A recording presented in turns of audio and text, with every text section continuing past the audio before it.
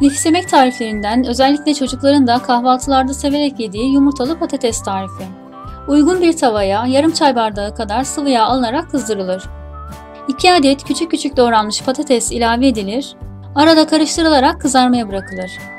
Patatesler yeterince kızardığında gerekirse fazla kızartma yağını süzdürebilirsiniz.